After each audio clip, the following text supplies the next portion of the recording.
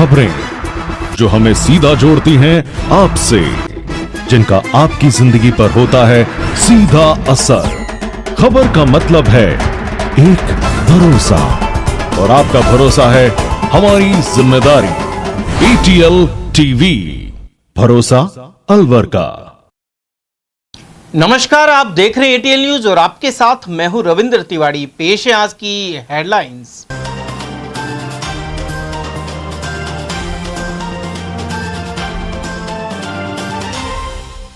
अवैध gas refilling का भंडाफोड़ कर 150 सिलेंडर किए जब्त। धनखेड़ा गांव में हुई कार्रवाई, वहीं एजेंसियों पर सिलेंडर लेने लग रहा जमावड़ा। सरिस्का क्रिटिकल टाइगर हैबिटेट मुद्दे पर जूली ने प्रशासन और ग्रामीणों से की तकरार। मिनी सचिवालय में हुई समीक्षा बैठक, वहीं टेला रेंज के जंगलों में लगी भीषण आग। अलवर मेडिकल कॉलेज में घटिया भोजन के खिलाफ विद्यार्थियों ने किया प्रदर्शन, कई अन्य खामियों के भी लगाए आरोप। और चौपानकी में कामगार ने फैक्ट्री के बाहर खुद को लगाई आग, गंभीर हालत में जयपुर किया रेफर। और अब जानते हैं खबरों को विस्तार से। सिलेंडरों को लेकर जारी समस्या के बीच अलवर जिले के धनखेड़ा गांव में अवैध गैस रिफिलिंग का मामला सामने आया है। रसद विभाग को सूचना मिली थी कि कुछ लोग गाड़ियों में घरेलू गैस सिलेंडरों की रिफिलिंग कर रहे हैं। सूचना पर विभाग की टीम तुरंत मौके पर पहुंची, जहां खेत में बनी एक झोपड़ी के पास सिलेंडरों से भरी गाड़ी खड़ी मिली। कार्रवाई के दौरान टीम ने करीब 150 घरेलू गैस सिलेंडर जब्त किए हैं। मौके पर पुलिस और DSO विभाग की टीम भी मौजूद रही। अधिकारियों ने पूरे मामले की जांच शुरू कर दी है। साथ ही गैस सिलेंडर सप्लाई करने वाले लोगों से पूछताछ की जा रही है, जिससे इस अवैध गतिविधि से जुड़े अन्य लोगों का पता लगाया जा सके। उधर घरेलू गैस का व्यावसायिक उपयोग करने पर रसद विभाग की टीम द्वारा जिले के विभिन्न स्थानों पर कार्रवाई करते हुए 10 गैस सिलेंडर जब्त किए हैं। जिला रसद अधिकारी विनोद जुनेजा ने बताया कि प्रवर्तन जांच दल द्वारा मन्नाका रोड खुदनपुरी में भगवान सिंह द्वारा एक प्लॉट पर अवैध रूप से घरेलू गैस का व्यापारिक उपयोग करने पर 2 घरेलू गैस सिलेंडर जब्त हुए हैं। इसी तरह 3 रेगुलेटर एवं 1 मोटर जब्त किए गए, जिनको मैसर्स सुमन गैस एजेंसी के प्रतिनिधि को सुपुर्द किया गया है। मालाखेड़ा क्षेत्र में बरखेड़ा में अवैध रिफिलिंग सेंटर पर 5 घरेलू सिलेंडर और 1 मोटर एवं मालाखेड़ा बाईपास में मुस्कान मिष्ठान भंडार से 3 घरेलू गैस सिलेंडर जब्त किए गए हैं। DSO के अनुसार पिछले 3-4 दिनों में उपभोक्ताओं द्वारा अत्याधिक बुकिंग कराने के कारण गैस आपूर्ति में 1 से 2 दिनों का विलंब हो सकता है, लेकिन अफवाहों पर बिल्कुल ध्यान नहीं दें एवं अनावश्यक बुकिंग नहीं कराएं। और वहीं रसोई गैस के लिए अलवर में एजेंसियों पर लंबी कतारें लगी हुई हैं। NEB में भारत गैस के एजेंसी के बाहर सैकड़ों की संख्या में लोग बुधवार सुबह 6 बजे से ही लाइन में लगे हुए दिखाई दिए। साथ ही पुलिस भी मौके पर पहुंची। अनेक उपभोक्ताओं ने आरोप लगाया कि घंटों लाइन में लगने के बाद भी गैस नहीं मिल पा रही है। इसके अलावा पानी और छाया की भी व्यवस्था नहीं है। उधर गैस एजेंसी के कर्मचारियों ने बताया कि फिलहाल 13 मार्च तक बुक की हुई गैस की सप्लाई की जा रही है। उन्होंने यह भी कहा कि कुछ लोग अफवाह फैलाकर अन्य लोगों को गुमराह कर रहे हैं।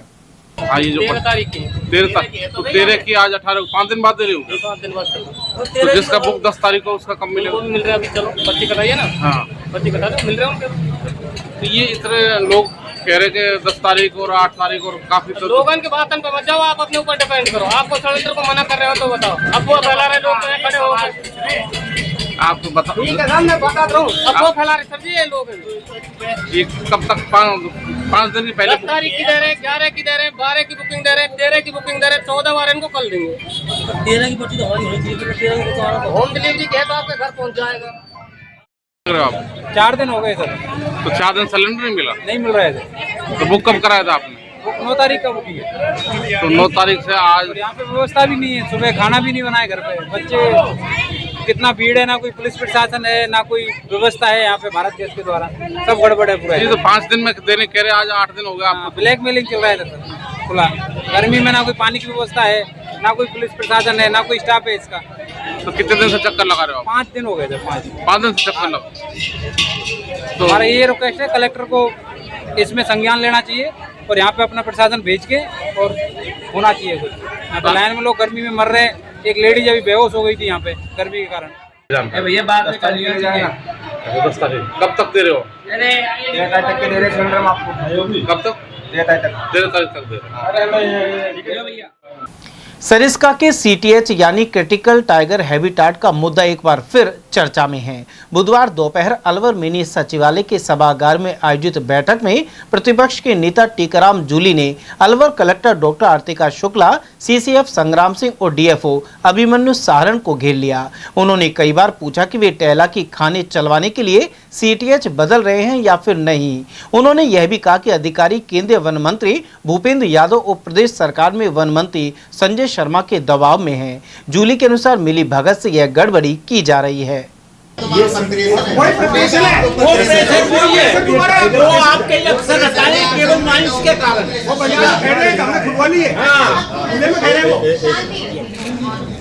ये भारद्वाज जी का मेरा आ गया नहीं।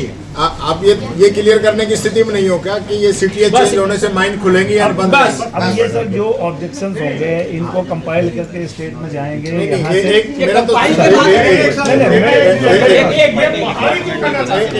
हमारा काम ना टाइगर। अगर ये एरिया चेंज होता है तो माइंस खुलेंगी या बंद रहेंगी? सर हमारे कैसे कर सकते हैं, देखो माइनिंग डिपार्टमेंट करेगा। उधर बैठक से बाहर आते ही सीटीएस के मसले पर उनसे टेहला के आसपास के ग्रामीण उलझ गए। टेहला के पलवा गांव के रहने वाले कमलेश कुमार मीणा ने जूली से कहा कि वे कांग्रेसी कार्यकर्ता हैं, लेकिन उन्हें नए सीटीएस प्लान से कोई आपत्ति नहीं है। उन्होंने यह भी कहा कि पहले तो उन्हें घर बनाने के लिए पत्थर तक नहीं मिल पाते थे। दरअसल मिनी सचिवालय में कलेक्टर सभागार के बाहर कई गाँव के लोग मौजूद थे। यहाँ ग्रामीण कमलेश कुमार के साथ गाँव के करीब 20 से 30 लोग पहुंचे थे। इसके बाद जूली के पीछे खड़े कार्यकर्ता और ग्रामीण आपस में उलझ गए। वहीं बीच बचाव के लिए पुलिस कर्मियों को आना पड़ा। उधर बैठक के बाद नेता प्रतिपक्ष जूली ने कहा कि शहर से जुड़े एरिया को सीटीएच में लाना चाहते हैं और दूर के एरिया को हटाया जा रहा है। सीटीएच में बदलाव पर अफसरों के पास कोई उत्तर नहीं है। उन्होंने आरोप लगाया कि खनन से जुड़े लोग तय करेंगे कि सीटीएच कहां बनेगा। यह किसी बड़े घोटाले की तरफ इशारा करता है। उनका कहना था कि अलवर में अब सरिस्का ही बचा है, लेकिन यह लोग उसे भी खत्म करना चाहते हैं।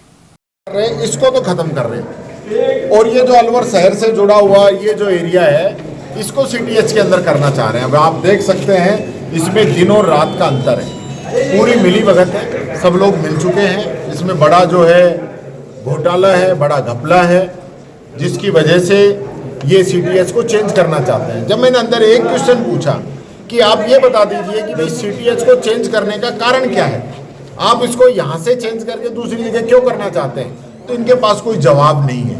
क्योंकि जवाब उसमें सीटीएच में कोई कमी हो, टाइगर की ब्रीडिंग रुकी हो, उनकी कुनबा नहीं बढ़ा हो, जब तक कोई बात कहते हैं जो समझ में आती।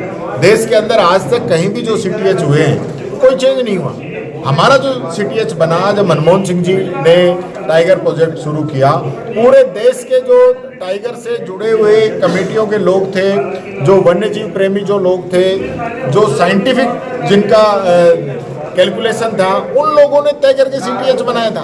आज ये कमेटी में जो फॉरेस्ट के लोग ने ओके माइनिंग के लोग हैं, माइनिंग के लोग तय करेंगे कि सीटीएच कहाँ बनेगा, या राजस्व विभाग के अधिकारी तय करेंगे कि सीटीएच कहाँ बनेगा। तो ये तो बहुत बड़ा घोटाला और घपला है। मैं कहना चाहूँगा इसकी पूरी जांच होनी चाहिए। सीटीएच नहीं चेंज होना चाहिए। ये सीटीएच चेंज करके सिर्फ और सिर्फ माइंस के लोगों को फायदा देना चाहते हैं, और जो लोग गरीब हैं, किसान हैं, जिनकी ज़मीनें आज हैं, वो इसके सीटीएच के दायरे में आ जाएगी। उनका वहाँ पे पूरा जीवन जो है वो रुक जाएगा और यहाँ जो है माइनिंग शुरू हो जाएगी। तो आप समझ सकते हैं, एक तरफ उद्यमी हैं, बड़े व्यापारी हैं जिनकी माइंस खोलने की तैयारी है, और दूसरी तरफ गरीब किसान आम आदमी है जिसकी जमीन पे सीटीएच बनाने की तैयारी है। 2004 की स्थिति दोबारा से नजर आएगी। यहाँ 2004 में सरिस्का बाग भी हुआ। देखिए ये तो इनकी मंशा ही नहीं है। ये लोग तो देखिए फॉरेस्ट के लोगों की भी जिम्मेदारी है, वो टाइगर की बात करें। वो टाइगर की बात नहीं कर रहे, वो माइनिंग की बात कर रहे हैं। जब हमने पूछा कि ये सीटीएच चेंज होने से माइनिंग खुल जाएंगी, तो कह रहे हैं हाँ सब खुल जाएंगी। तो वो तो सीधी स्पष्ट बात है, मंशा यही है। तो सरिस्का के अधिकारी भी मिले हुए हैं क्या इसमें? निश्चित तौर पर या तो मिले हुए हैं या दबाव में, क्योंकि दोनों मंत्री हमारे अलवर से आते हैं, राजस्थान के अंदर भी, भारत के अंदर भी। दोनों मंत्री यहाँ के हैं। अधिकारियों पर मैं समझता हूँ भारी प्रेशर है, उनका प्रेशर रिलीज करना चाहिए और दूध का दूध पानी का पानी होना चाहिए। जो लोग इस पूरे घोटाले के अंदर है, हमारे वकील साहब हैं, उन्होंने ये एक शिकायत की है और 1 करोड़ रुपए की एफडी उन्होंने दी है। अगर मेरे आरोप साबित नहीं हो तो मेरे 1 करोड़ रुपए जब्त कर लिए जाएं। उसकी ये जांच नहीं कराना चाहते, जो कहते हैं भ्रष्टाचार के विरुद्ध हम जीरो टॉलरेंस है। अभी 18 करोड़ का घोटाला भी मंत्री हाँ, तो उस चीज को लेके भी किया है। तो ये यानी इतना घोटाला आने के बावजूद भी जो भी जिम्मेदार अधिकारी हैं उनके खिलाफ नोटिस तक जारी नहीं हुए, उन पे कार्रवाई होनी चाहिए, सस्पेंड होने चाहिए, टर्मिनेट होने चाहिए। वो भी आज इस मीटिंग में, वो आज मीटिंग के अंदर जिनमें खुद आरोप लगे हुए। आप लोगों का अगला कदम क्या होगा? ये देखिए, हम तो पूरी लड़ाई लड़ेंगे, राज्य सरकार से भी लड़ेंगे और सुप्रीम कोर्ट के अंदर भी लड़ेंगे। अलवर की जनता के लिए, अलवर के विकास के लिए, सरिस्का के विकास के लिए हम पीछे हटने वाले नहीं हैं। इसके लिए हमें जो भी करना पड़ेगा हम करेंगे। जनता की लड़ाई लड़ेंगे, बाघों की लड़ाई लड़ेंगे, अलवर की लड़ाई लड़ेंगे। आज मैं फिर कह रहा हूँ, ये बात मैंने कुछ समय पहले कही थी कि जब से अलवर जिला अलग बना है, हमारा जो है खैरतल तिजारा अलग हुआ है, बहरौल कोटपुतली अलग हुआ है, अलवर के अंदर कोई रिसोर्सेज नहीं है। हमारे यहाँ के युवा जाएंगे कहाँ अगर सरिस्का ही नहीं बचेगा तो? अगर सरिस्का नहीं बचा तो यहाँ के लोगों को रोजगार कहाँ से मिलेगा? इस इलाके का डेवलपमेंट कैसे होगा? तो आज हमारे पास ले दे के सिर्फ एक सरिस्का है, उसको भी ये लोग खत्म करना चाहते हैं। इन लोगों की मंशा साफ नहीं है। CTH वाला मैटर है, ये मैटर सुप्रीम कोर्ट के जो भी 17/11/2025 को ऑर्डर आया है उसकी अवमानना है। CTH एरिया कभी भी इनवॉयलेटेड है, इसको चेंज नहीं किया जा सकता। इसके बाद में 28/11/2025 को इन्होंने नोटिफिकेशन किया तो हमने एक रिप्रेजेंटेशन दिया माननीय कलेक्टर महोदय को कि आप ये सुप्रीम कोर्ट की अवमानना कर रहे हैं। उसके बावजूद ये किसके प्रेशर में और कैसे हो रहा है ये तो एक जांच का विषय है, लेकिन आगे हम वापस सुप्रीम कोर्ट जाएंगे और CTH में अगर कोई बदलाव करेंगे तो उसके लिए हमारी आईए लगी हुई है। आपकी तरफ किस तरह प्रस्ताव दिया है? हमारी तरफ से यही प्रस्ताव था कि जो CTH है वही रहेगा, वो इनवॉयलेटेड है। सबसे बड़ी चीज, टेक्निकल चीज इसमें समझ में जो आपने अभी मीटिंग में रखी कि पुराना जो CTH निर्धारण है उसको तो आप बदल ही नहीं सकते हैं, तो क्या ये नियम में है? सो मोटो जो ऑर्डर है वो उसमें 25 पॉइंट है, उसका 12 नंबर पॉइंट है कि CTH में रेशनलाइजेशन का इन्होंने एक इशू उठाया था। तब हम सुप्रीम कोर्ट गए थे, सुप्रीम कोर्ट में ऑनरेबल वहाँ पे जजेस को हमने बताया कि साहब इसमें जो CTH है वो इसमें जो कोर एरिया इसमें 492 है और CTH है 389.11 किलोमीटर है और टोटल 881.11 किलोमीटर ये एरिया बनता है। तो सुप्रीम कोर्ट ने आदेश फरमाया कि सबसे पहले तो इसको को टर्मिनस कर दो, ये कोर एरिया और CTH को खत्म करो। तो वो एक आदेश का पार्ट था। दूसरा मैटर उसमें ये था कि साहब ये जो जितना भी आप चेंजेस कोई चाहते हो तो पहले जन सुनवाई करोगे, जन सुनवाई के बाद में पब्लिक हियरिंग होगी और उसके बाद में जो भी एरिया होगा सुप्रीम कोर्ट ही उसको तय करेगा। उसके बाद में इसमें 17/11/25 को एक नया ऑर्डर आ गया कि आप किसी भी CTH एरिया को इनवॉयलेटेड रखेंगे। वाइल्ड लाइफ एक्ट जो है, प्रोटेक्शन एक्ट है, उसकी धारा 38(5) के तहत वो इनवॉयलेटेड रहेगा। तो अब ये बेवजह की एक्सरसाइज है, इसका कोई फायदा नहीं है। ये सुप्रीम कोर्ट जाएंगे, ना कोई मतलब ही नहीं। नया ऑर्डर आ गया, सुप्रीम कोर्ट का नया ऑर्डर आ गया 17/11, उसके अंदर ये जो भी माननीय कलेक्टर महोदय जो कर रहे हैं ये अवमानना कर रहे हैं। ये 1 करोड़ का चेक मैंने इसलिए लगाया कि एक माइनर है, फरीदाबाद के माइनर है, उसकी यहाँ माइंस है, उस माइंस को ये हुडा साहब जो है, हुडा साहब उसको जो DFO उन्होंने उन पर 1 साल से परेशान कर रखा। 1980 से माइंस चल रही है। उसके बाद में इन्होंने जाके बोला कि फॉरेस्ट से आपकी माइंस है, उसमें हमारा 1100 मीटर से 1500 मीटर जमीन अंदर आती है, जबकि वहाँ बाउंड्री वॉल बनी हुई है। 8 बार सेटलमेंट हो रखे हैं। हाईकोर्ट ने ये कहा कि जब 8 बार के सेटलमेंट गलत कैसे और ये सही कैसे है? अब तो इन्होंने डिसाइड किया नहीं। फिर NGT में गए, NGT भोपाल ने ये कहा कि इसमें जो फिक्स पॉइंट है उस फिक्स पॉइंट से आपको मेजरमेंट करना था, उसकी जगह आपने कच्ची डोल से मेजरमेंट क्यों किया? आप एक एफिडेविट फाइल करो। तो उसमें भी और जो पहले अधिकारियों ने जो इसका मेजरमेंट किया उससे अलग हटके अधिकारियों से मेजरमेंट कराए, उसकी अवमानना की। सेम टीम को ले गए और सेम का सेम वो बना के वहाँ एफिडेविट पेश किया। उसके अगेंस्ट हमने भोपाल के अंदर फाइल किया 304 के अंदर इनकी साहब ये DFO है, बार बार परेशान कर रहे हैं। और वो जब नहीं हुआ तो हमने मोदी जी को कहा कि मोदी साहब ये जो परेशान कर रहे हैं 1980 से माइंस चल रही है, इन्होंने 2 करोड़ रुपए पहले मांगे हैं। हमने आपको 14 जून 2025 में आपको एप्लीकेशन किया था कि इसकी किस्तें करवा दो, ये परेशान कर रहे हैं आदमी। फिर भी नहीं हुआ। तब अभी हमने कहा साहब हमारी पूरी जांच करवा ले, अगर हम कहीं दोषी पाए जाते हैं तो 1 करोड़ रुपए का ये चेक हम आपको प्रधानमंत्री सहायता कोष में दे रहे हैं और उसके बाद में आप इसके अंदर अगर हम झूठे पाए जाएं तो 1 करोड़ रुपए प्रधानमंत्री सहायता कोष में हम 3 महीने में जमा करा देंगे। उधर गर्मी शुरू होते ही जंगलों में आग की घटनाएं सामने आने लगी है। सरिस्का टाइगर रिजर्व के टेला रेंज स्थित जहाज वाले जंगलों में मंगलवार शाम अचानक आग लग गई। देखते ही देखते आग ने भीषण रूप ले लिया और करीब 2 हेक्टेयर क्षेत्र में पेड़ पौधे जलकर राख हो गए। आग लगने की सूचना मिलते ही आसपास के ग्रामीण मौके पर पहुंचे और वन विभाग को जानकारी दी। इन्होंने मिलकर करीब 5 घंटे की मशक्कत के बाद आग पर काबू पाया। वनकर्मी कृष्ण कुमार के अनुसार आग काफी तेजी से फैली और करीब 2 हेक्टेयर क्षेत्र इसकी चपेट में आ गया। आग जिस स्थान पर लगी थी वहां तक फायर ब्रिगेड की गाड़ी पहुंचना संभव नहीं था। ऐसे में वनकर्मियों और ग्रामीणों ने पेड़ों की डालियों से आग पर काबू पाया। आग लगने के कारणों का स्पष्ट पता नहीं चल पाया है। हालांकि ग्रामीणों का मानना है कि जंगल में पशु चराने आने वाले कई लोग बीड़ी या सिगरेट जलाकर फेंक देते हैं, जिससे आग धीरे धीरे फैल जाती है। उल्लेखनीय है कि पिछले साल भी इसी क्षेत्र में आग लगने की घटना सामने आई थी। अलवर मेडिकल कॉलेज के स्टूडेंट्स ने बुधवार को कॉलेज परिसर में विरोध प्रदर्शन किया। छात्रों का आरोप है कि हॉस्टल में मिलने वाले खाने की गुणवत्ता घटिया है, जिससे उनके स्वास्थ्य पर असर पड़ रहा है। कई बार शिकायत करने के बावजूद व्यवस्थाओं में सुधार नहीं हो पाया है। इसके अलावा कॉलेज में खेलने के लिए मैदान की उचित व्यवस्था नहीं है। प्रदर्शन के दौरान छात्रों ने कॉलेज प्रशासन के खिलाफ नारेबाजी करते हुए जल्द समस्याओं के समाधान की मांग की है। साथ ही आंदोलन और तेज करने की चेतावनी दी। वहीं कॉलेज प्रशासन ने मामले को गंभीरता से लेते हुए जल्द सुधार का आश्वासन दिया है। भिवाड़ी चौपान की औद्योगिक क्षेत्र में स्थित कंपनी के बाहर एक व्यक्ति ने खुद को आग लगा ली। इस घटना में व्यक्ति बुरी तरह से झुलस गया।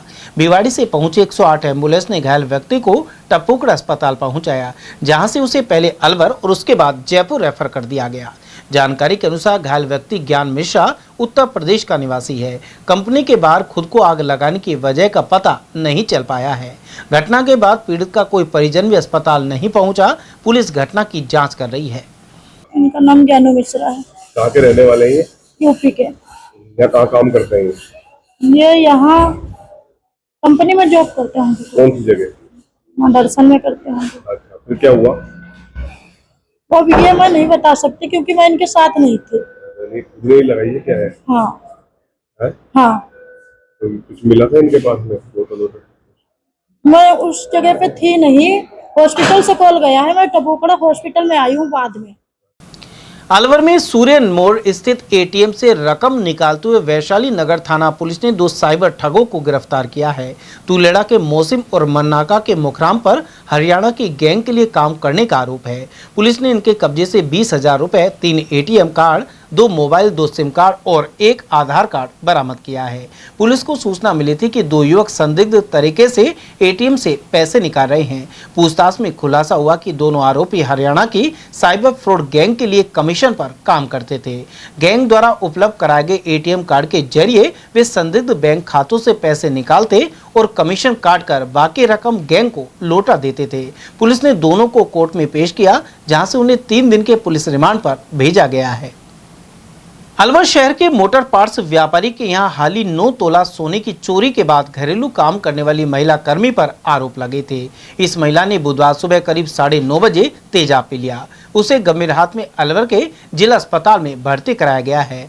गौरतलब है कि चोरी के मामले में 15 मार्च को शिवाजी पार्क पुलिस ने थाने बुलाकर महिला से पूछताछ भी की थी। वहीं उसने बुधवार को घर में रखा तेजाब पी लिया। महिला ने व्यापारी और शिवाजी पार्क थाना पुलिस पर गंभीर आरोप लगाए हैं। साथ ही पुलिस पर जबरदस्ती चोरी की वारदात कबूल करवाने का आरोप मढ़ा है।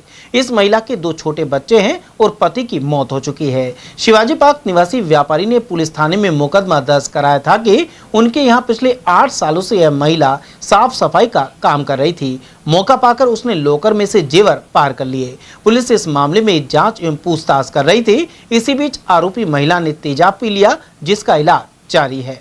मेरा नाम सरोज है। मैं रेखा जैन, महेंद्र जैन के काम करती थी और साउथ से काम करा था मैंने। उन्होंने मेरा उसका आदमी मुझसे छेड़छाड़ करता था। मैंने दीदी से बोला तो उन्होंने कहा मेरा चोरी का नाम लगा देंगे, तेरे बच्चे से भीख मंगवा देंगे अगर तूने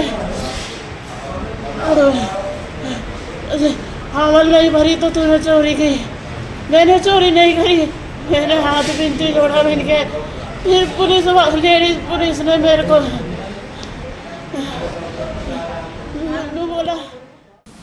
5 राज्यों के आगामी विधानसभा चुनाव में प्रमुख दल अपनी अपनी जीत के दावे कर रहे हैं। भाजपा के वरिष्ठ नेता एवं पूर्व विधायक जयराम जाटव के अनुसार पश्चिम बंगाल सहित अन्य राज्यों में पार्टी की ऐतिहासिक जीत होगी। उन्होंने कहा कि प्रधानमंत्री नरेंद्र मोदी के विकास कार्यों और देश को विकसित करने के प्रयासों का समर्थन आमजन कर रहे हैं। वहीं इसके अलावा इजरायल, अमेरिका और ईरान के युद्ध में भी भारत का सम्मान बरकरार है। युद्ध के मैदान से गैस और क्रूड ऑयल के जहाज भारत का तिरंगा लगाकर सुरक्षित वापस आ रहे हैं।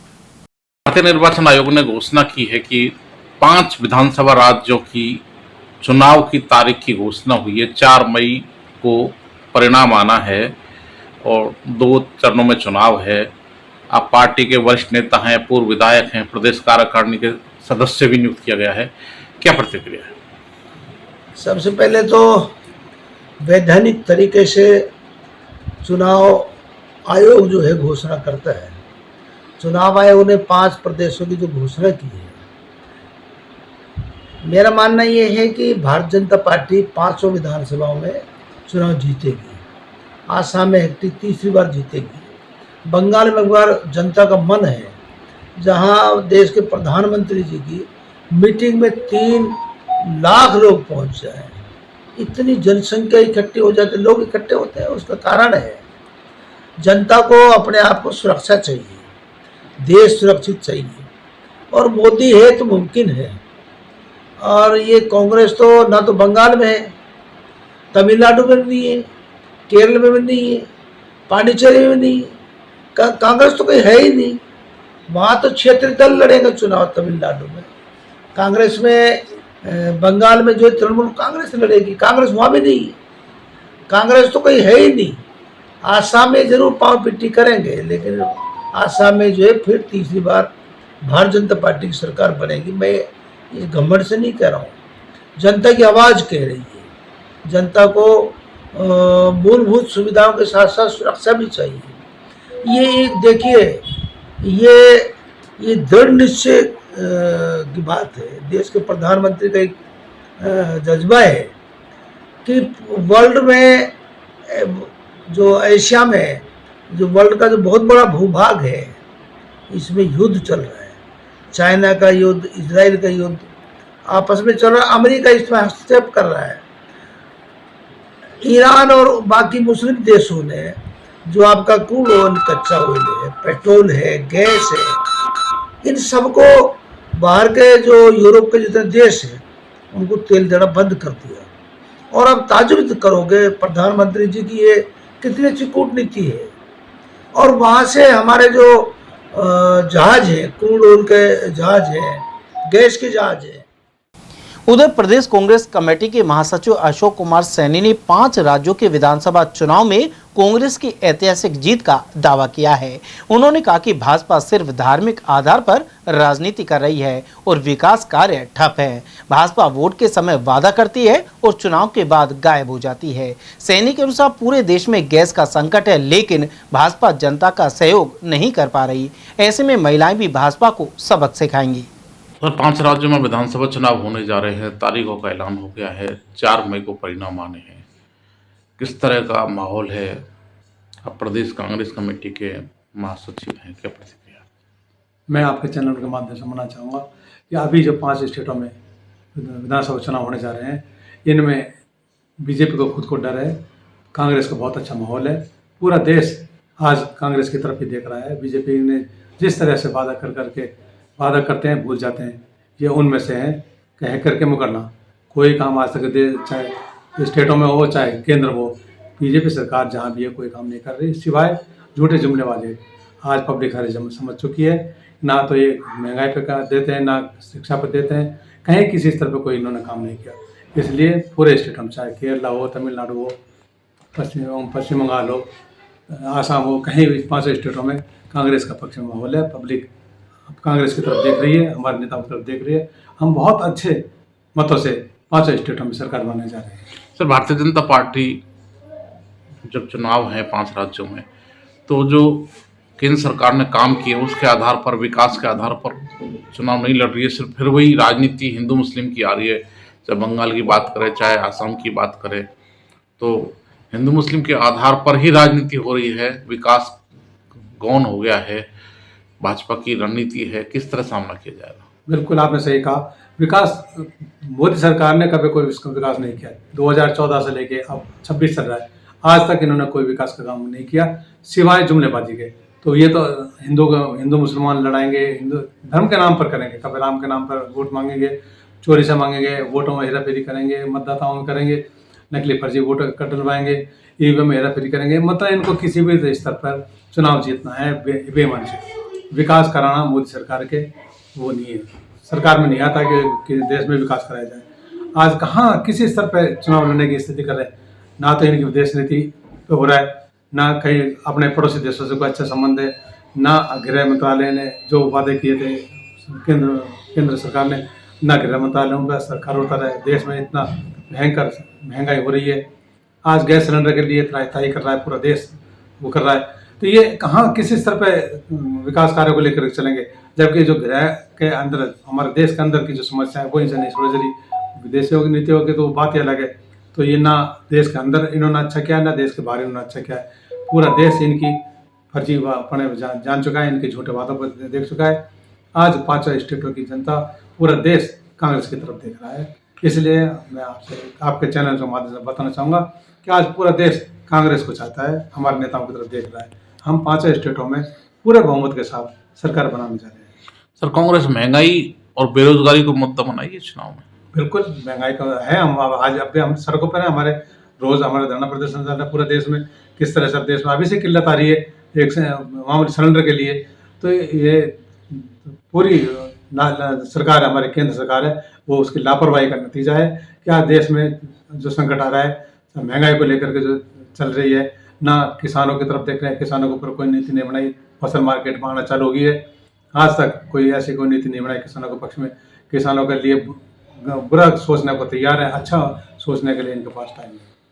तो इन सब बातों का प्रभाव चुनाव पर पड़ेगा? बिल्कुल, 5 स्टेटों में जो विधानसभा चुनाव होने जा रहे हैं, इन सबों पर, चाहे किसानों का मुद्दा हो, चाहे महंगाई का मुद्दा हो, चाहे विदेश नीति का हो, चाहे देश के अंदर बाहर का कैसा भी हो, चाहे गृह मंत्रालय हो, सब ये मुद्दे ऐसे हैं जो पब्लिक समझ चुकी है। पब्लिक कांग्रेस के पक्ष में है और कांग्रेस के पक्ष में मतदान करने जा रही है।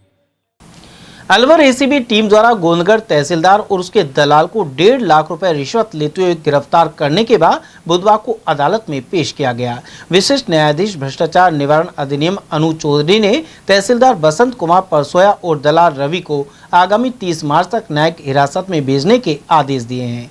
एसीबी के डीएसपी शबीर खान ने बताया कि परिवादी से 1.5 लाख रुपए रिश्वत लेते हुए इन्हें पकड़ा गया था। साथ ही बुधवार को अदालत में पेश किया गया। आरोपियों को पेश करते समय अदालत के बाहर काफी भीड़ देखी गई। आज ये दोनों आरोपियों को, तहसीलदार जी और वो मीडिएटर को, हमने यहाँ हमारे एसीबी कोर्ट अलवर में पेश किया है। माननीय जज साहब ने 30/3 तक इनको जेसी किया है, तो अभी हम इनको जेसी करवाएंगे। आगे इन्वेस्टिगेशन के आधार पे जो भी चीज़ निकल के आएगी, अभी इन्वेस्टिगेशन जाएगी। कितनी रिश्वत लेते पकड़ा गया था? हाँ, कितना अमाउंट रिश्वत लिए थे? ये इनके मीडिएटर ने 1,50,000 रुपये लिए थे और उसके आधार पे उसमें तहसीलदार जी की सहमति थी, तो इसलिए दोनों को गिरफ्तार कल किया था। और आज मीडिएटर हाँ, मीडिएटर को भी मतलब मीडिएटर के थ्रू लिए पैसे, मीडिएटर नहीं लिए। गणगौर का पर्व 21 मार्च को मनेगा और इसकी तैयारियां जारी हैं। इसी क्रम में अलवर के बाजारों में मिट्टी से निर्मित गणगौर की प्रतिमाएं उपलब्ध हैं। साथ ही हलवाई की दुकान पर गुणे नामक मिठाई बनाई जा रही है। यहां के एक विक्रेता ने बताया कि पिछले 70 वर्ष में उनकी चौथी पीढ़ी यह काम कर रही है। हालांकि एलपीजी गैस की कमी से परेशानी बढ़ रही है। गणगौर माता के मेले में एक दिन पहले सिंजारा होता है और इसके लिए काफी संख्या में ऑर्डर आए हुए हैं, लेकिन गैस सिलेंडर की किल्लत के कारण ऑर्डर पूरा करना मुश्किल हो रहा है। दुकान वर्तमान में तकरीबन 70 साल पुरानी दुकान है। हमारी दुकान हमारे परबाबा के टाइम से काम चालू हुआ था और अब हमारी चौथी पीढ़ी इस दुकान पर कार्य कर रही है। तो किसी तरह के गुने बनाते हैं? गुने छोटे साइज़ के बनते हैं, बड़े साइज़ के बनते हैं, मीडियम साइज़ के बनते हैं। गुने में 3 क्वालिटी होती है, मीठे गुने, फीके गुने, नमक अजवान वाले गुने। तो पहले तो अब में कुछ बदलाव लग रहा है गणगौर के? गणगौर के मौसम में तकरीबन जो नई नवेली दुल्हनियाँ होती हैं उनके तो वही लिमिट में सबों के क्वांटिटी होती है। 16 गुने 16 जगह जाते हैं। 2 मालाएं बनती हैं दुल्हा दुल्हन की, वो 16 की 16 मनाई जाती हैं। तो ये जो क्वांटिटी है ये पहले भी उतनी ही थी, आज भी उतनी है। पूजन वाले जो हैं, जो महिलाएं हैं, सुहागन महिलाएं पूजन करती हैं, वो साल दर साल बढ़ती जा रही हैं। तो गुणों की क्वांटिटी में साल दर साल बढ़ाया हुआ में इजाफा होता जा रहा है। राजकीय उच्च माध्यमिक विद्यालय केसरपुर में प्रोजेक्ट प्रेरणा के तहत मेट्सो और प्लान इंडिया के सहयोग से ई लाइब्रेरी स्थापित की गई है। इसका उद्घाटन जिला कलेक्टर अर्तिका शुक्ला द्वारा किया गया। इसमें स्मार्ट टीवी IRS सिस्टम भी शामिल है। स्कूल प्रिंसिपल पूनम खत्री द्वारा अतिथियों का मालार्पण कर स्वागत किया गया। मेट्सो और प्लान इंडिया के पदाधिकारी सोमेश पाराशर और सदाकांत तिवारी ने बताया कि इस ई लाइब्रेरी को स्थापित करने में 6 लाख रुपए खर्च हुए हैं। इस दौरान जिला कलेक्टर ने बच्चों से संवाद करते हुए कंप्यूटर शिक्षा के महत्व के बारे में बताया। कार्यक्रम के दौरान ADPC मनोज शर्मा और CBEO उमरेंद्र सीमा शर्मा द्वारा भी विचार रखे गए। साथ ही स्टाफ सदस्य, ग्राम विकास समिति एवं मेट्सो और प्लान इंडिया के प्रतिनिधि मौजूद रहे। बलदेवगढ़ स्थित श्री नारायणी धाम के प्राचीन पवित्र तीर्थ स्थल को यथास्थिति में रखा जाएगा। यह जानकारी प्रबंध एवं विकास महासभा समिति के अध्यक्ष विनोद करेल और ट्रस्ट महासभा अध्यक्ष चिरंजी लाल मलावली ने प्रदान की। उन्होंने बताया कि कलेक्टर ने यह भरोसा दिलाया है। नारायणी धाम को CTS से मुक्त रखने की मांग पर प्रतिनिधि मंडल बुधवार को उनसे मिला था। उसमें स्थानीय सरपंच और अन्य लोग भी शामिल थे। कलेक्टर ने प्रतिनिधि मंडल को आश्वासन दिया कि यहाँ किसी प्रकार का कोई बदलाव नहीं किया जाएगा। वहीं पूजा अर्चना और श्रद्धालुओं की आवाजाही पहले की तरह जारी रहेगी। भारत स्काउट गाइड जिला मुख्यालय की राज्य पुरस्कार प्राप्त रेंजर मनु शर्मा का चयन इंडियन यूथ पार्लियामेंट 2026 के लिए हुआ है। CO गाइड विजय लक्ष्मी रोहिल्ला ने बताया कि अलवर से मनु शर्मा सहित जयपुर से शुभम का चयन किया गया है। वे 20 से 23 मार्च तक नागपुर में होने वाली यूथ पार्लियामेंट में राजस्थान का प्रतिनिधित्व करेंगे। इसमें देश भर से चयनित युवा प्रतिभागी शामिल होंगे।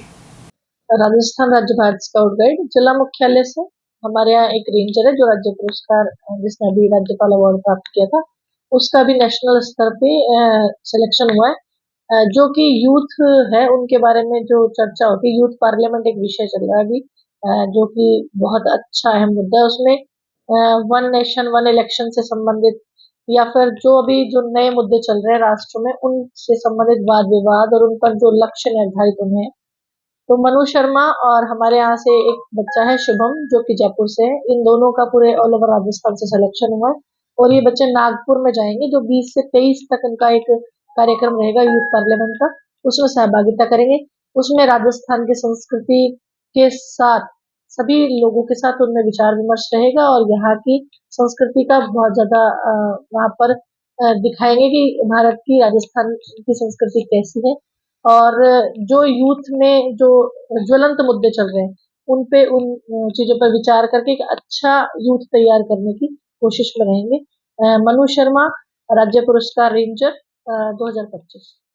जिला बॉक्सिंग एसोसिएशन की ओर से मंगलवार शाम इंदिरा गांधी स्टेडियम में जूनियर बालक एवं बालिका वर्ग ट्रायल में जिले की टीम का चयन किया गया। संघ के सचिव देवेंद्र सिंह रावत ने बताया कि बालक वर्ग में हिमांशु पटवाल, दक्ष यादव, अमन महिमाल और शुभांशु नरुका चुने गए हैं। वहीं बालिका वर्ग में सोनम सैनी, हंसिका व्यास और प्रभनूर कौर का चयन राज्य स्तरीय प्रतियोगिता के लिए किया गया है। सभी मुक्केबाज आगामी 23 एवं 24 मार्च को अजमेर में आयोजित होने वाली राज्य स्तरीय प्रतियोगिता में अलवर जिले का प्रतिनिधित्व करेंगे।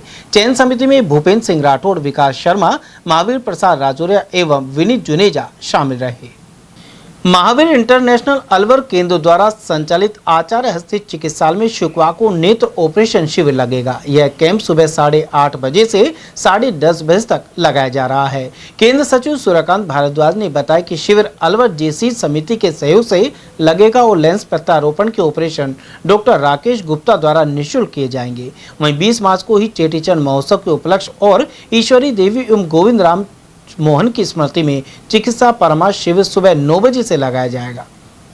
नेशनल पैरा एथलेटिक्स में सुनील साहू का चयन हुआ है। अंतर्राष्ट्रीय पैरा एथलीट सुनील कुमार साहू 17 से 21 मार्च तक उड़ीसा के भुवनेश्वर में होने वाली टूर्नामेंट में भाग लेंगे। साहू इससे पहले अब तक राष्ट्रीय और अंतर्राष्ट्रीय स्तर पर 20 पदक जीत चुके हैं। इनमें 12 स्वर्ण पदक शामिल हैं। वरिष्ठ कांग्रेस नेता डॉक्टर हुकुम सिंह ने मोदी सरकार की विदेश नीति को फ्लॉप बताया है। उन्होंने कहा कि भारत अपने पड़ोसी देश पाकिस्तान के अलावा नेपाल, भूटान, श्रीलंका और बांग्लादेश से भी अपने संबंधों को बेहतर नहीं बना पा रहा। इन देशों में चीन की घुसपैठ हो चुकी है। इसके अलावा अमेरिका के दबाव में आकर रूस के साथ भी संबंध पहले जैसे नहीं रहे। साथ ही अमेरिका के साथ हुई ट्रेड डील भारतीय हितों के विपरीत है। हुकुम सिंह ने कहा कि जनता सब समझ रही है और मोदी सरकार को चुनाव के समय इसका जवाब मिलेगा। सर, विश्व में जिस तरह से युद्ध के हालात हैं और हमारा देश काफ़ी बड़ा लोकतांत्रिक देश है, तो भारतीय विदेश नीति को किस तरह से देखते हैं जब युद्ध की स्थिति है और व्यापार की स्थिति डामाडोल है, देश में गैस की समस्या है। आप बुद्धिजीवी कांग्रेस के जिलाध्यक्ष हैं, वरिष्ठ नेता हैं, अनुभवी हैं, क्या प्रतिक्रिया?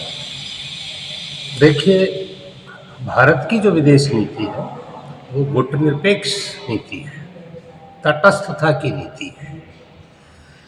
और 1947 से लेकर 2014 तक भारत की सरकारें गुटनिरपेक्षता के सिद्धांत को अपनी विदेश नीति के केंद्र में रख करके सभी सरकारों ने काम किया।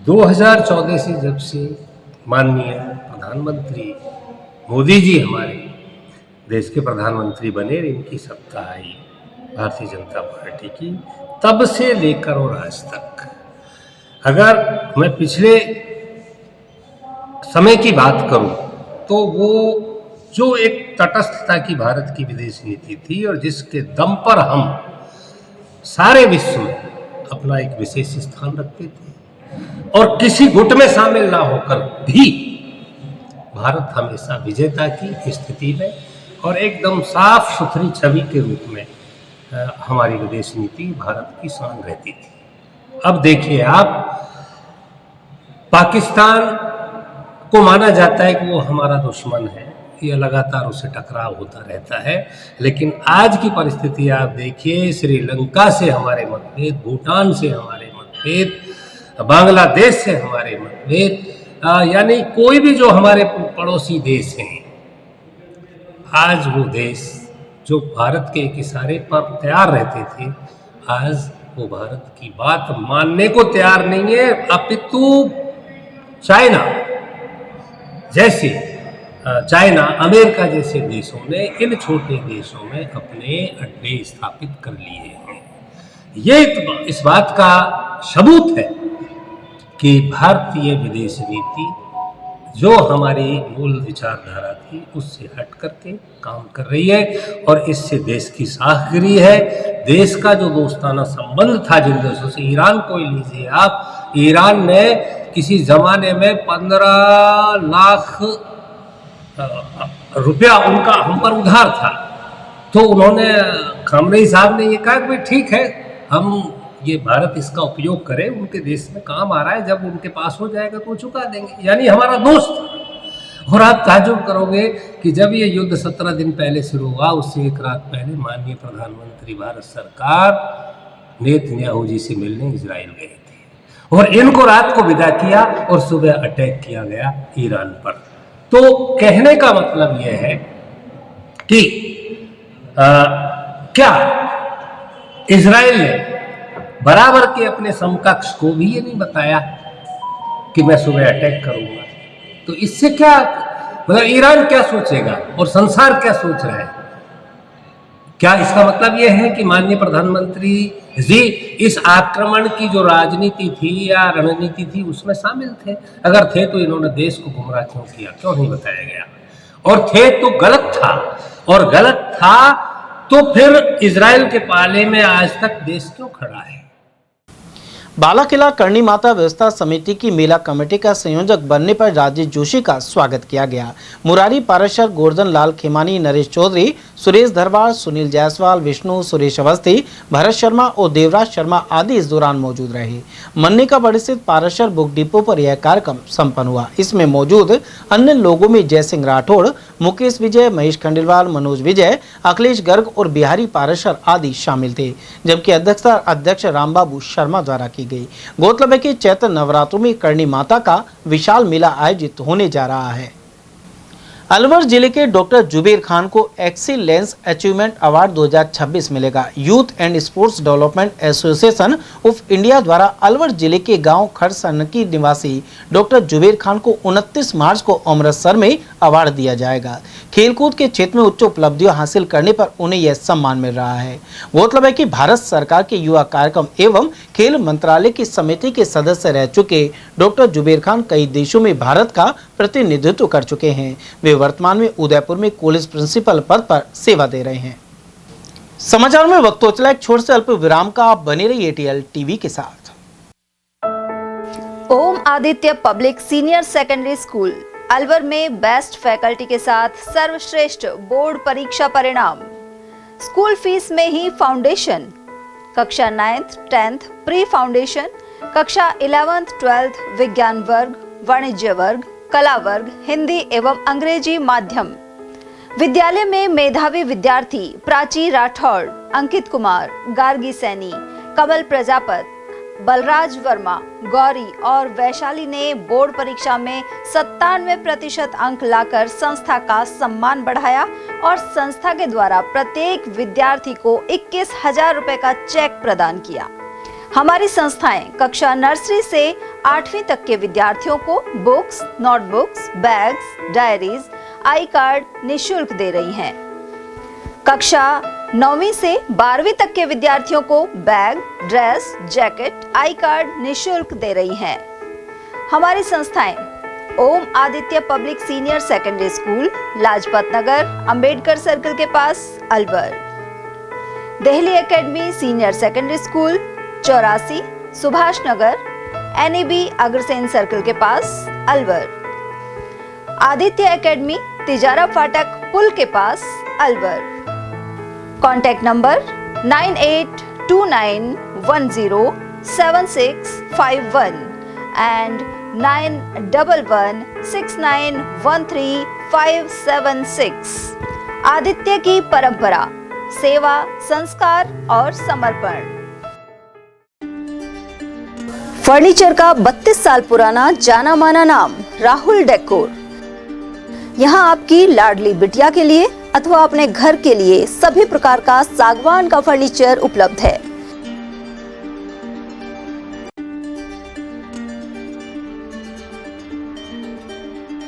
Double bed, dressing table, sofa set सागवान एवं कपड़े वाले तथा सेंटर टेबल, भट्टी कलर, स्टील अलमारी, ब्रांडेड एवं सॉफ्टी फोम के गद्दे आपकी नाप तोल से बनाए जाते हैं।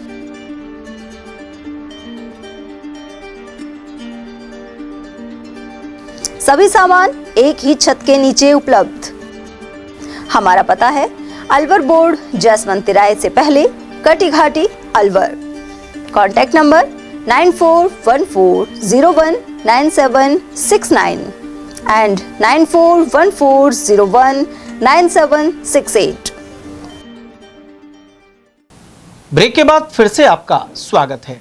Alwar Jaipur national highway road का निर्माण कार्य कछुए की चाल से हो रहा है। इस मार्ग से जयपुर जाते समय अधिकारी और नेता भी गुजरते हैं, लेकिन समस्या पर कोई ध्यान नहीं दिया जा रहा। हाईवे पर नटने का 12 से 2.5 पेड़ी करीब 14 किलोमीटर रोड चौड़ी हो रही है। इस मार्ग पर साहुड़ी गांव में इस कार्य के चलते घरों में धूल मिट्टी पहुंच जाती है। ऐसे में बुधवार को ग्रामीणों ने प्रदर्शन किया। पूर्व सरपंच सुरेंद्र भारती, वार्ड पंच सुनील कुमार और ग्रामीण गुरनाम सिंह के अनुसार कार्य की धीमी गति होने की वजह से 1 साल से यह समस्या बनी हुई है। भारी मात्रा में मिट्टी उड़ने से रोग फैल रहे हैं और घरों में खाना खाना भी मुश्किल हो गया है। उन्होंने इस रोड पर पानी का छिड़काव किए जाने की मांग की है।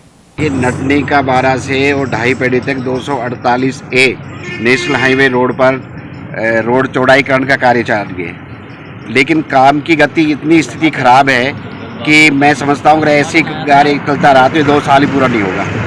फिर इस रोड को इन्होंने मिट्टी डालकर या खोद कर इतना बेहाल कर दिया जिससे कि मिट्टी उड़ रही है, धूल इतनी उड़ रही है कि गांव में आसपास में किसी को खांसी की समस्या हो रही है, किसी को दमे की समस्या हो रही है। और ये ठेकेदार इस बात में बिल्कुल परवाह नहीं कर रहा कि आमजन है, गांव है, लोगों को परेशानी हो रही है, बीमारियां हो रही हैं, न ये पानी का छिड़काव कर रहा है। और अगर इनसे फ़ोन से कोई बात की जाए तो हाँ कर लेता है या कहता देख लेंगे। इसके अलावा कोई काम नहीं हो रहा, और काम इतनी धीमी गति से हो रहा है कि जैसे अभी रोड के पास इन्होंने रोड इकट्ठी कर दी, एक साइड रोडियाँ पड़ी हैं, एक साइड रोड ऊंचा कर दिया, एक साइड रोड नीचा है। कोई बाइक वाला जाता है तो फिसल गिर जाता है, महिला होती तो वो बेचारी गिर जाती है। तो आए दिन तो एक्सीडेंट हो रहे हैं, आए दिन महिलाएं गिर रही हैं, आए दिन आम आदमी परेशान हो रहा है, जबकि NHI इनको पानी छिड़काव की पेमेंट कर रही है। मतलब आम लोगों को किसी तरह की परेशानी ना हो, ये नियम है। लेकिन ये ठेकेदार या NHI के अधिकारी इस पर गौर फरमाए तो मैं समझता हूँ काम तीव्र गति से चालू भी हो और आम लोगों को राहत मिले, ताकि धूल मिट्टी से जो परेशानी हो रही है, बीमारी हो रही है। बल्कि ये सावड़ी गांव तो बिल्कुल रोड के पैरेलल लगता हुआ है। शाम सुबह जब रोटी बनाते तब भी धूल मिट्टी उड़ रही है, मतलब खाने में भी मिट्टी खाने की नौबत आ रही है। मट्टी की समस्या है, बहुत बहुत बुरा हाल हो रहा है। अरे वो पंचाब आ जा। बच्चा कल परसों यहाँ अकबरपुर गया तो मिट्टी मुंह में पड़कर गिर गया। अच्छा, अपना घर भी नजदीक है? घर कर रहे हैं, दुकान रही तो इनमें भी तो मिट्टी आ जाती होगी? मिट्टी खोल अंदर देखो बढ़ के जाके क्या हाल हो रहा है। तो कितने दिन से काम चल रहा है अपने? काम तो अभी ये कोई 6 महीने 8-9 महीने हो गए। काम जल्दी नहीं हो रहा? ना कुछ नहीं कर रहे, कुछ भी नहीं कर रहे हैं, पानी भी नहीं गिरते हैं, कुछ लेना देना ही नहीं है। मेरा नाम गुरनाम सिंह है जी। जी बताओ जी, किस तरह की क्या बताए, हालत खराब हो रही है। मट्टी धूल देखो, चक्की में जाकर देखो, नाच चून में कितना हट्टी चढ़ जाते, सारे लुका रखा है। न पानी डालते, अब डाल रहे थोड़ी देर फिर सूख जाता है, ऐसे बड़ी बड़ी हालत हो गई। कितने महीनों से समस्या है? आज का करीबन 3 महीने से ज्यादा हो गए, 4 महीने। अच्छा, बीमारी का भी डर रहता है? अस्थमा? नाक में पूरा इतना देख चले नहीं जाता, इधर निगाह बीमारी दिखाया। हमारे सावड़ी में ये रोड पे बहुत दिक्कत आती है, तो इतनी मट्टी धूल उड़ती है, यहाँ पे खाना भी नहीं खाने देता अच्छी तरह। आसपास गांव इधर उधर को गांव से बाहर छिड़काव करते हैं, लेकिन गांव समस्या तो बहुत भयंकर हुई पड़ी है कि डेली पानी को नाम से करके जाए, एक दिन पानी ना गिरे। माटी इतनी भयंकर उड़ रही है, ना लिकट सके। कोई नहा धो का ऊपर कोई सामान ले चली गो ने तो ऐसे बढ़ गया तो भूत बढ़ गया, वो काम कर का हो। अच्छा, आपका तो भयंकर हालत घर नजदीक है? घर नजदीक रोटी खा रहा है तो भी माटी खा रहा है अक्सर साथ। इतनी बुरी हालत है। कितने दिनों से है समस्या? ये तो जानना से काम चालू करो, यही कंडीशन होगी। अच्छा, 3 महीना होगा, 3-4 महीना। इस पे अधिकारी भी जाते हैं, जयपुर बड़े बड़े नेता भी जाते हैं, गाड़ी 4 व्हीलर में जा रहे हैं भाई साहब, उनको क्या पता लग रहा है क्या हो रहा क्या नहीं हो रहा। अलवर जिले में ईसर गौर की पूजा अर्चना का दौर जारी है। गणगौर के उपलक्ष्य में महिलाएं और बालिकाएं रोजाना सुबह जल्दी ही पूजन में जुट जाती हैं। मालाखड़ा क्षेत्र और बीजवाड़ नरुका में भी इससे जुड़े भजनों की आवाज गूंजती रहती है। श्रद्धालु सुरेंद्र सिंह राठौर ने बताया कि बीजवाड़ नरुका में होली दहन के दूसरे दिन से ही नियमित पूजा अर्चना का दौर जारी है। जमालपुर में भी नियमित रूप से पूजन हो रहा है और 21 मार्च को गणगौर माता की सवारी निकलेगी। इसी तरह बुर्जा, मुंडिया, मिर्जापुर, बडेर, भड़कोल, कैरवा, खरखड़ा और कैरवाड़ी सहित अन्य गांवों में भी ईसर गौर की पूजा की जा रही है। और वहीं मालाखड़ा के ग्राम पंचायत मुख्यालय बीजवाड़ नरोका पर 21 मार्च को गणगौर माता का मेला और कुश्ती दंगल का आयोजन होगा, लेकिन स्वच्छ भारत मिशन अभियान के तहत यहां पर जिम्मेदार विभाग की ओर से साफ सफाई नहीं की गई है। ऐसे में मार्ग पर गंदगी का आलम है। इस ऐतिहासिक मेले में दूर दराज से हजारों की संख्या में श्रद्धालु पहुंचते हैं। इसके बावजूद मेले से पहले स्वच्छता नजर नहीं आती, जबकि यहाँ विभिन्न प्रकार की दुकानें भी लगती हैं। अलवर शहर में सड़कों पर बैठे गोवंश यातायात में बाधा डाल रहे हैं। नगर निगम की ओर से गोवंश को आवारा छोड़ने पर जुर्माना लगाने और उनको पकड़ने की चेतावनी दी जाती है, लेकिन इसके बावजूद गोवंश के पालक नहीं मानते। गायत्री मंदिर रोड सहित नंगली सर्किल, बस स्टैंड, कचहरी रोड, घंटाघर, कंपनी बाग, नयाबास आदि सड़क मार्ग पर आवारा गोवंश विचरण करते रहते हैं। ऐसे में आने जाने वाले लोगों को परेशानी का सामना करना पड़ता है। इसके बावजूद कार्रवाई का अभाव बना हुआ है। प्रदेश कांग्रेस कमेटी की ओर से मालाखेड़ा नगर कांग्रेस अध्यक्ष पद पर लालाराम सैनी को नियुक्त किया गया है। इसे लेकर सर्व समाज की ओर से उनका स्वागत किया गया। इस मौके पर युवा संघर्ष टीम सहित समाज सेवी उपस्थित रहे। उन्होंने लालाराम सैनी को साफा पहनाया। इस नियुक्ति के लिए अशोक गहलोत, गोविंद सिंह डोटासरा, जितेंद्र सिंह और टीकाराम जूली जैसे वरिष्ठ नेताओं का आभार व्यक्त किया है। उल्लेखनीय है कि लालाराम सैनी स्थानीय सैनी समाज के अध्यक्ष हैं और कांग्रेस पार्टी में विभिन्न पदों पर रह चुके हैं। उनकी धर्मपत्नी पुष्पा सैनी भी जिला परिषद सदस्य है। चैत्र नवरात्र का शुभारंभ गुरुवार को घट स्थापना के साथ हो जाएगा। इसे लेकर देवी भक्तों में उत्साह देखा जा रहा है।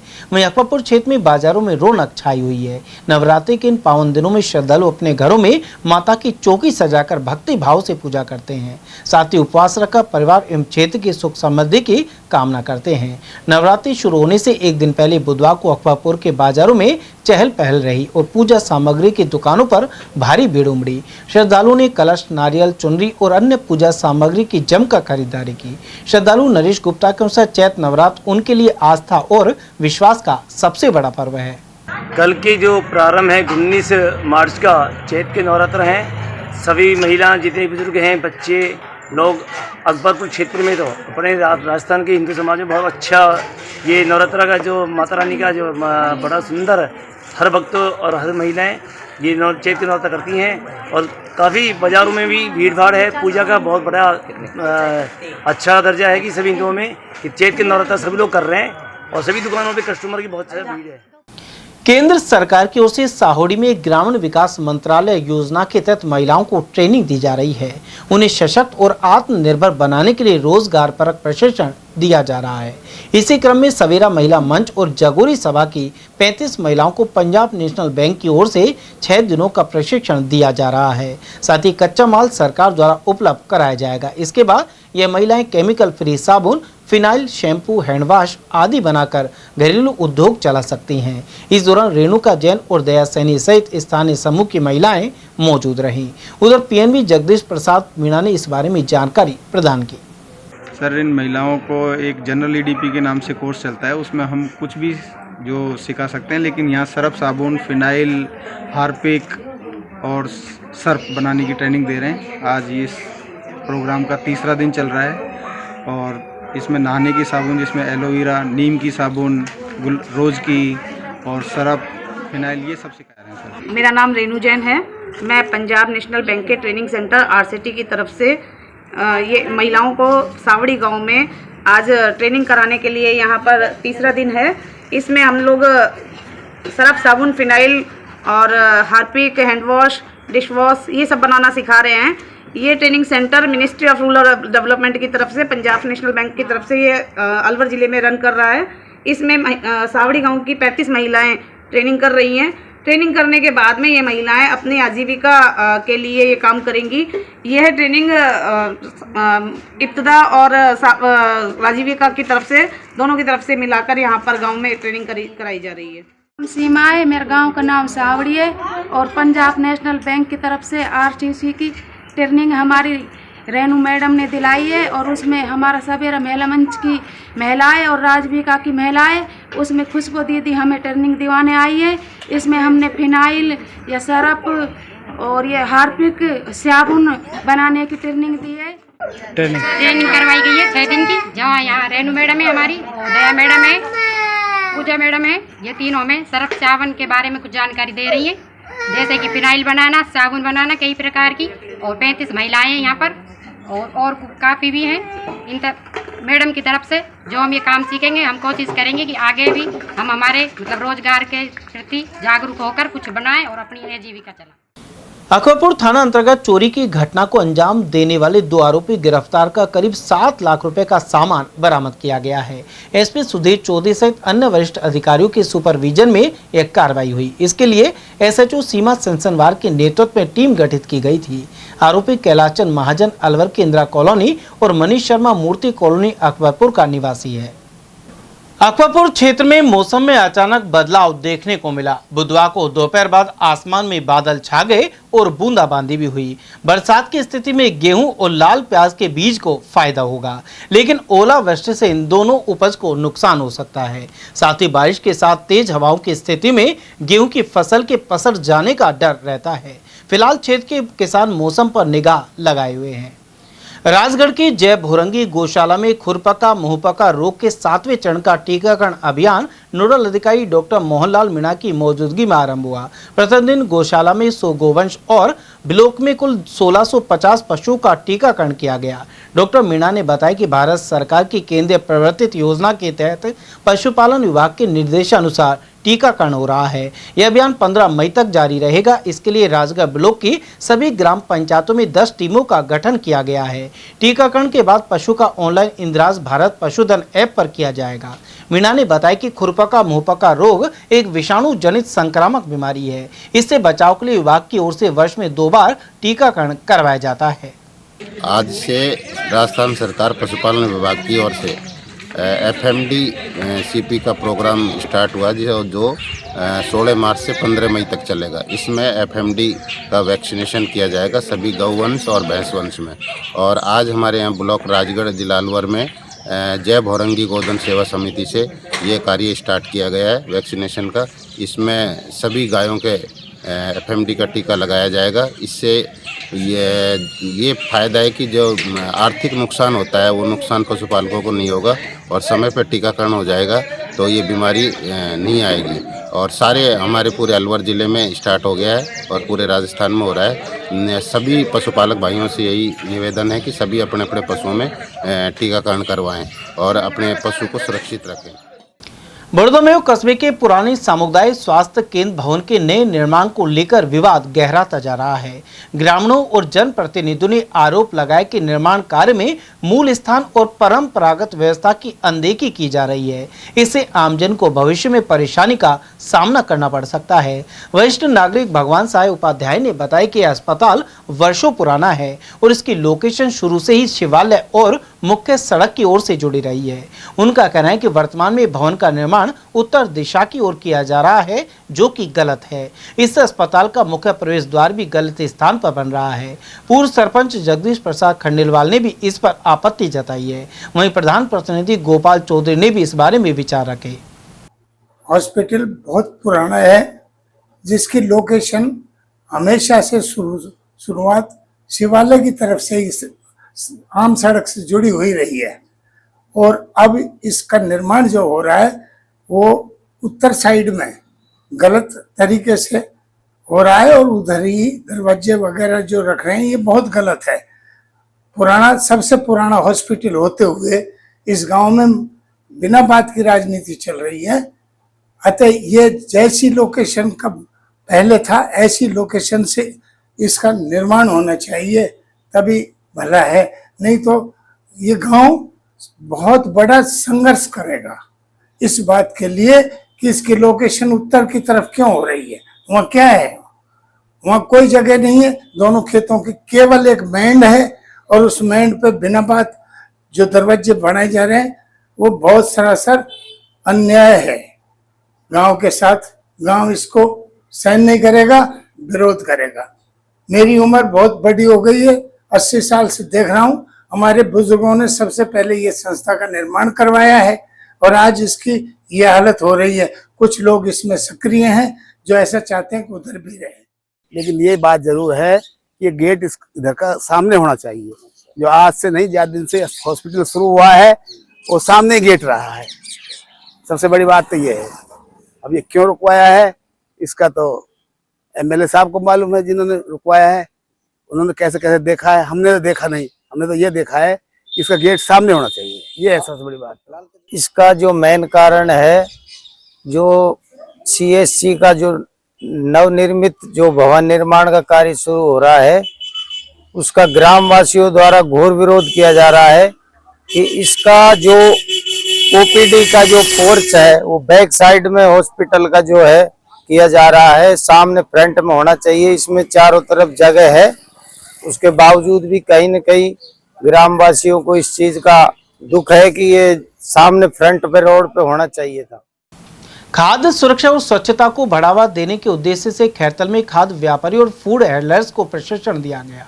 मुख्य चिकित्सा स्वास्थ्य अधिकारी डॉक्टर अरविंद गेट ने बताया कि प्रशिक्षण भारतीय खाद्य सुरक्षा मानक प्राधिकरण से अधिकृत एजेंसी के प्रतिनिधियों को द्वारा दिया गया है। अग्रवाल सदन में इस दौरान भाग लेने वाले सभी फूड हैंडलर्स को फूड अथॉरिटी की ओर से प्रमाण पत्र भी जारी किए गए। खाद्य सुरक्षा अधिकारी हेमंत कुमार यादव ने बताया कि इस प्रशिक्षण में 1365 लाभार्थियों को आमंत्रित किया गया था। प्रशिक्षण के दौरान खाद्य व्यापारियों को सुरक्षित और स्वच्छ खाद्य सामग्री तैयार करने के नियमों के बारे में भी विस्तार से बताया गया। प्रशिक्षण दिए जाने वाली टीम में महिपाल सिंह, अमनप्रीत, खुशबू और सुभाष सिंह मौजूद रहे।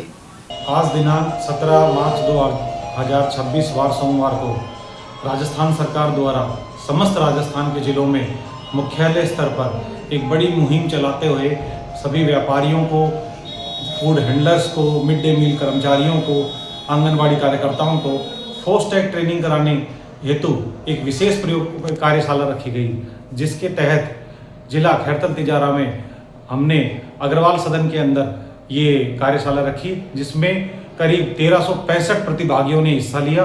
उनके हाथों हाथ फोस्टैक सुपरवाइजर के प्रमाण पत्र जारी किए गए। इस ट्रेनिंग के अंदर जो पका हुआ तेल होता है उसको कैसे रीयूज करते हैं उसके बारे में बताया गया, और ये बताया गया कि आप फूड हैंडल करते हैं, चाहे वो स्कूल में कर रहे हो, चाहे आप वो कंपनी में कर रहे हो, चाहे वो आप ट्रांसपोर्टेशन में कर रहे हो, उसके बारे में ये बताया गया कि वो किस तरह से आपको यूज करना है, कैसे उसको उपयोगी बनाना है। इसके साथ साथ फूड को स्वच्छ रखने के लिए, स्वच्छ खाने के लिए सारी चीज़ों को समझाया गया। खैरतल इंदिरा हैप्पी स्कूल में हर वर्ष की तरह पक्षियों के लिए 50 परिंदे लगाए गए। साथ ही इनमें रोज पानी भरने की जिम्मेदारी स्कूल की अध्यापिकाओं ने ली है। इस अवसर पर फाउंडर इंदिरा पाल खुराना और प्रिंसिपल डॉक्टर ज्योति ने पहला परिंदा लगाकर कार्यक्रम की शुरुआत की, जबकि निदेशक पंकज खुराना ने भी सभी बच्चों को अपने घर की छतों पर पक्षियों के लिए परिंदे रखने की दिशा में प्रेरित किया। सिंधी समाज के प्रमुख पर्व चेटी चंड महोत्सव के तहत खैरतल में आयोजित 5 दिवसीय समारोह का शुभारंभ मंगलवार शाम जन जागरण बाइक रैली से हुआ। आनंद नगर कॉलोनी से झूलेलाल मंदिर से रैली प्रारंभ हुई। रैली को बाबा शीतलदास लालवानी, ओम प्रकाश रोगा, अशोक महलवानी, वासुदेव दासवानी, गिरधारी लाल ज्ञानानी, सुमित रोगा, विजय बच्चानी, नथुराम रामलानी, सेवक लालवानी और अर्जुन दास बाबानी आदि ने हरी झंडी दिखाई। मातृशक्ति पारंपरिक परिधानों में सुसज्जित होकर बाइक पर सवार हुई और रैली के जरिए स्वच्छता, पर्यावरण संरक्षण, महिला सशक्तिकरण, नशा मुक्ति एवं सामाजिक एकता जैसे संदेश दिए। जगह जगह रैली का पुष्प वर्षा का स्वागत किया गया। मंदिर व्यवस्थापक अर्जुन दास बाबानी एवं महेश आड़तानी ने बताया कि 17 से 21 मार्च तक आयोजित इस महोत्सव में विभिन्न धार्मिक एवं सांस्कृतिक कार्यक्रम होंगे। प्रतियोगी परीक्षाओं की तैयारी कर रही युवाओं को मार्गदर्शन और प्रशिक्षण देती रही 2018 बैच की तेज तर्रार आईपीएस अधिकारी ज्येष्ठा मैत्रेयी अब आदिवासी अंचल में कानून एवं सुरक्षा व्यवस्था की कमान संभालेंगी। बांसवाड़ा की नई पुलिस अधीक्षक मैत्रेयी कुछ अरसे पहले तक भिवाड़ी की एसपी थी। वे एक सख्त और संवेदनशील पुलिस अधिकारी के रूप में जानी जाती हैं। ज्येष्ठा मैत्रेयी का मानना है कि पुलिस और जनता के बीच भरोसे का रिश्ता मजबूत हो तभी कानून व्यवस्था प्रभावी बन सकती है। आईपीएस बनने के बाद भी ज्येष्ठा मैत्रेयी ने खुद को केवल प्रशासनिक जिम्मेदारियों तक सीमित नहीं रखा। वे दिल्ली सहित विभिन्न मंचों पर वे यूपीएससी की तैयारी कर रही युवाओं को मार्गदर्शन देती रही हैं। भिवाड़ी में एक दुकान में सेंध लगाकर चोरों ने हाथ साफ कर दिया। चोरी की यह वारदात भिवाड़ी मोड़ पुलिस चौकी से सिर्फ 100 मीटर दूरी पर हुई है। कोलकाता पूजा सामग्री की दुकान को चोरों ने निशाना बनाया। चोर शटर का ताला तोड़कर अंदर घुसे और करीब 70 से 80 हजार रुपए मूल्य के नए नोटों की मालाएं और करीब 2000 रुपए नगद चोरी करके ले गए। दुकान संचालक मंगलवार रात दुकान बंद कर घर गए थे और बुधवार सुबह घटना का पता चला। पुलिस ने मौका मुआयना किया है। हालांकि दुकान के आसपास सीसीटीवी कैमरे नहीं होने के कारण पुलिस को अभी तक कोई ठोस सुराग नहीं मिल पाया है। गैलपुर बस स्टैंड पर बड़ा हादसा उस समय टल गया जब खुले नाले में 2 बाइक सवार गिर गए। हालांकि इन्हें बाहर निकाल लिए जाने के कारण जान बच गई। पूरी घटना सीसीटीवी कैमरे में कैद हो गई। स्थानीय लोगों का कहना है कि इस खुले नाले की शिकायत कई बार टपोगड़ा तहसीलदार को दी जा चुकी है, लेकिन अब तक कोई कार्रवाई नहीं हुई। इससे पहले भी कई लोग इसमें गिरकर चोटिल हो चुके हैं। उधर स्थानीय लोगों ने एसडीएम को ज्ञापन देकर गैलपुर पुलिया नाले की सफाई कर पानी निकास एवं लोहे का जाल लगवाने की मांग की है। तिजारा के राजकीय नर्सिंग महाविद्यालय की ओर से 2 दिवसीय खेल एवं सांस्कृतिक कार्यक्रमों का शुभारंभ बुधवार को बाबू शोभाराम कला महाविद्यालय के खेल मैदान में किया गया। कार्यक्रम के मुख्य अतिथि प्रमुख चिकित्सा अधिकारी डॉक्टर सुनील चौहान रहे, जबकि विशिष्ट अतिथि के रूप में पूर्व आईएमए अध्यक्ष डॉक्टर के शर्मा मौजूद रहे। कॉलेज के प्रिंसिपल राजपाल यादव ने बताया कि गुरुवार को माहौर ऑडिटोरियम में सांस्कृतिक प्रतियोगिताएं और समापन समारोह आयोजित होगा। इसमें विजेता प्रतिभागियों को पुरस्कृत किया जाएगा। वहीं अतिथियों ने छात्रों को संबोधित करते हुए कहा कि पढ़ाई के साथ साथ खेलकूद भी जीवन का महत्वपूर्ण हिस्सा है। कार्यक्रम में नर्सिंग एसोसिएशन के नवनियुक्त जिला अध्यक्ष देवकी नंदन मीणा सहित अन्य प्रमुख लोग भी उपस्थित रहे। राज्य सरकार के निर्देशानुसार और जिस तरह से राज्य सरकार युवाओं में खेलों को बढ़ावा देने के लिए मानसिक स्वास्थ्य और शारीरिक स्वास्थ्य को मजबूत बनाने के लिए राजकीय नर्सिंग महाविद्यालय तिजारा के द्वारा ये 2 दिवसीय खेल गतिविधियों का आयोजन किया जा रहा है। इसके अंदर हम 2 दिवस तक हमारे स्टूडेंट्स विभिन्न प्रकार के गेम्स यथा जैसे क्रिकेट है, चेस है, कैरम है, कबड्डी है, खो-खो है, दौड़ है और अन्य गतिविधियों में भाग लेंगे। इन आयोजन का उद्देश्य इतना ही है कि हमारे स्टूडेंट्स दिन भर मरीजों के साथ लेकिन उनके साथ साथ बच्चों का मानसिक स्वास्थ्य मजबूत हो, उनका शारीरिक स्वास्थ्य मजबूत हो, उनमें सकारात्मक खेल भावना डेवलप हो, टीम स्पिरिट डेवलप हो और सब मिलजुल करके इस खेल गतिविधियों का आयोजन करें। उसी उद्देश्य माता के साथ इस आयोजन किया गया है और कल शाम 4 बजे माहौर ऑडिटोरियम में इस खेल गतिविधियों का समापन होगा और सांस्कृतिक गतिविधियों का भी आयोजन होगा। और इसके साथ साथ हमारे कल चैत्र शुक्ल प्रतिपदा को हमारा राजस्थान दिवस बड़े हर्षोल्लास के साथ मनाया जा रहा है।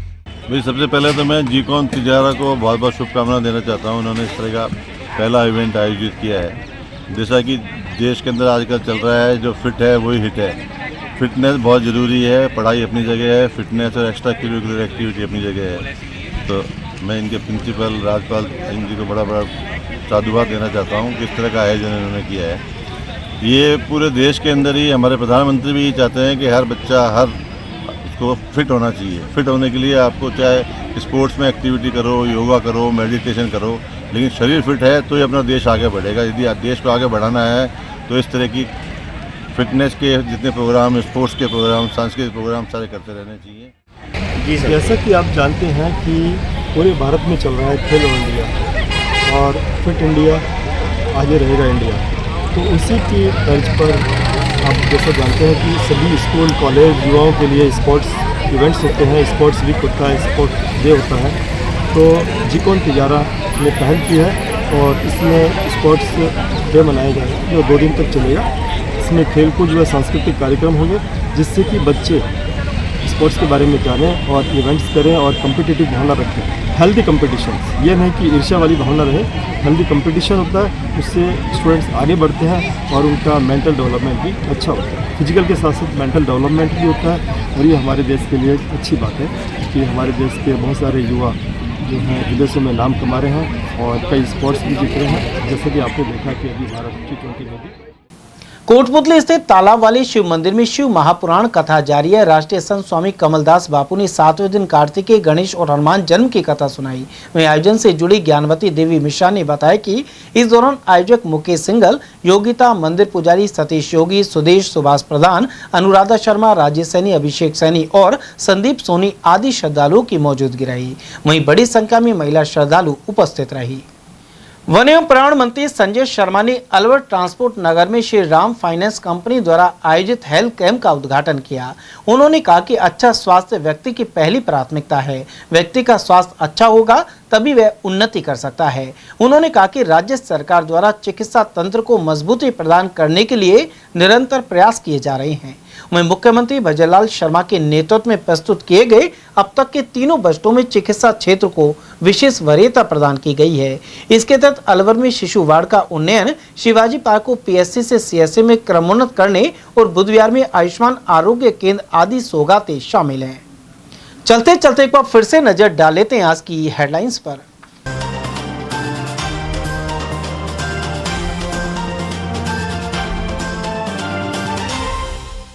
अवैध गैस रिफिलिंग का भंडाफोड़ कर 150 सिलेंडर किए जब्त। धनखेड़ा गांव में हुई कार्रवाई, वहीं एजेंसियों पर सिलेंडर लेने लग रहा जमावड़ा। सरिस्का क्रिटिकल टाइगर हैबिटेट मुद्दे पर जूली ने प्रशासन और ग्रामीणों से की तकरार। मिनी सचिवालय में हुई समीक्षा बैठक, वहीं टेलर रेंज के जंगलों में लगी भीषण आग। अलवर मेडिकल कॉलेज में घटिया भोजन के खिलाफ विद्यार्थियों ने किया प्रदर्शन, कई अन्य खामियों के भी लगाए आरोप। और चौपानकी में कामगार ने फैक्ट्री के बाहर खुद को लगाई आग, गंभीर हालत में जयपुर किया रेफर। समाचारों में आज के लिए बस इतना ही। दीजिए पूरी टीम के साथ रविंद्र तिवारी को इजाजत। नमस्कार।